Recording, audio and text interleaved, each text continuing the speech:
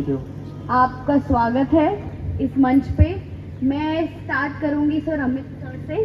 आप प्लीज़ हमें अपने बारे में कुछ बताएं। जी नाम तो जानती हैं आप, अमित अमित तिवारी। और जैसा कि आपने बताया कि युवा लेखक हैं और लेखन में अपने आप को सक्रिय रख रहे हैं। बाकी विस्तृत जानकारी देने की बहुत आवश्यकता नहीं है, लेकिन मैं यह कहूँगा कि अभी एक क्रांति के तहत मैंने अपने स्वयं का प्रकाशन भी शुरू किया, बोधरस प्रकाशन। और कुछ समस्याएं दिखी मुझे प्रकाशन में, तो ऐसा लगा कि मैं कॉर्पोरेट जॉब में था कुछ सालों से, तो उसे छोड़ करके इसमें आना चाहिए। कुछ समस्याएं हैं, उनका समाधान करना चाहिए। तो अभी फ़िलहाल प्रकाशन प्रोफेशन के तौर पे और राइटिंग पैशन के तौर पे चल रहा है, जिसमें कोशिश ये है कि स्वयं भी और जो मेरे साथ लेखक जुड़ रहे हैं वो भी पैशन को प्रोफेशन बना पाएँ, यानी राइटिंग को सस्टेनेबल बना पाएँ।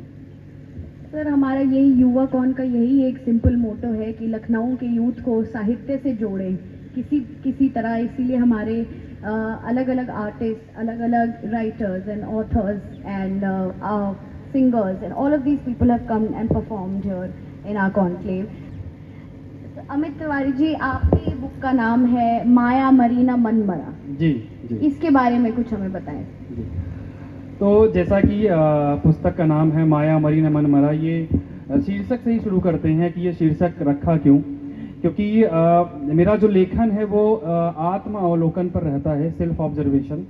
और जिसे मैं थोड़ा सा अगर एक्सप्लेन करूं तो मैं कहूँगा कि life observation which extends to this social observation.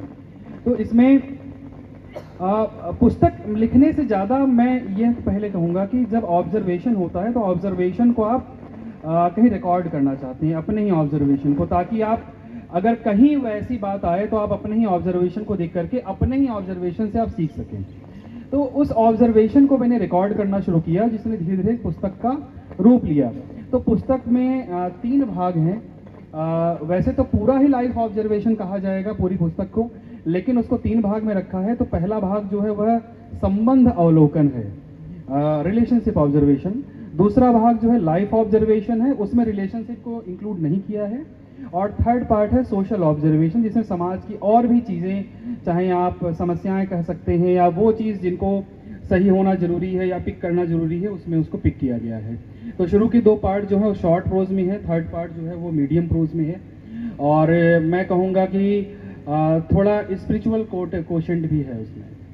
बहुत ही बढ़िया। आप अपने क्वेश्चन के बारे में अगर कुछ बता दे तो before I move to Ashutosh. अच्छा, तो स्पिरिचुअल क्वेश्चन क्या है? वो spirituality is nothing but to observe yourself, जो जितना आप फैक्चुअली ऑब्जर्व कर पाएं।